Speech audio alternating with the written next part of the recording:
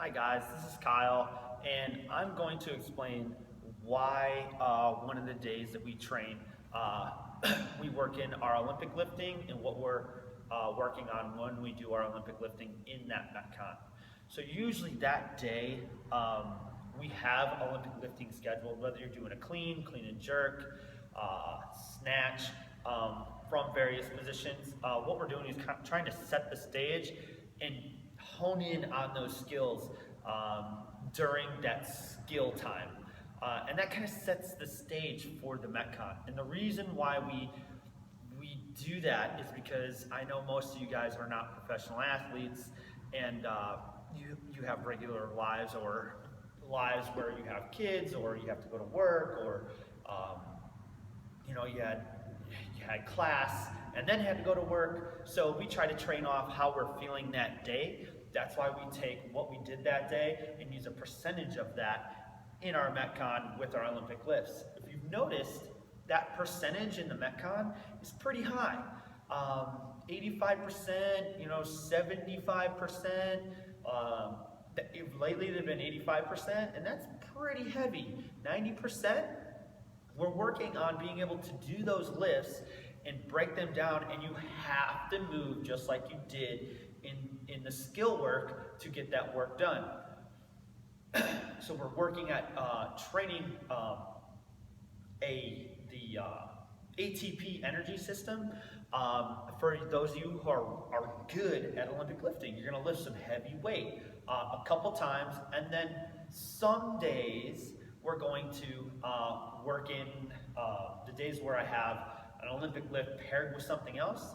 We're just trying to throw something else at you to make you a little more fatigued, or have to work on your positioning in that movement too. So if we do cleans and push-ups, you got to learn how to do those cleans and then figure out how to stay tight and do your push-ups or your handstand push-ups and things like that. So we're working on being able to use that technique and really focus on staying, okay, how does this feel? Does that clean feel good? If you notice, we either do an EMOM or we have a 1 minute break or some type of rest. So if you screwed up and you rushed through it and you're like, oh man, that rep was terrible, or that whole round was awful, there's a reset button where you can kind of catch your breath, set up, and do it better the next time. That's what we're focusing on when we do these days. Now, if you're not very good at Olympic lifting and you're like, oh, 85% is pretty light for me, it always seems to be really easy, well, then what you're doing is working on your technique. Because as you get better and as you get stronger at your positions in the Olympic lifting, that weight's gonna get heavy, and 85% is gonna be no joke, or 75%, you're like, oh man, this is really heavy. I have to catch it in the bottom. If you notice, we don't do many reps. We usually don't do more than 4 or 5, depending on what the percentage is. So what it's doing for you guys is practicing those mechanics, getting those mechanics to work better, and really work on whatever it is that you have trouble with. It might be the turnover on the snatch, like you have trouble locking that arm out at the same time as those feet hit you, pushing yourself onto that bar. Most people do that. So you can focus on that, take a break, do it again.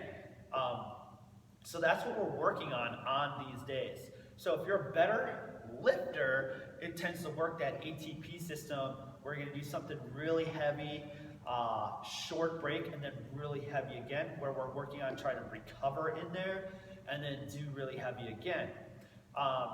If you're not a good lifter, or it's still kind of new to you, what it's doing is help you practice those movements, so you will get better at it, and then it will get heavier. So it's a benefit either way you go.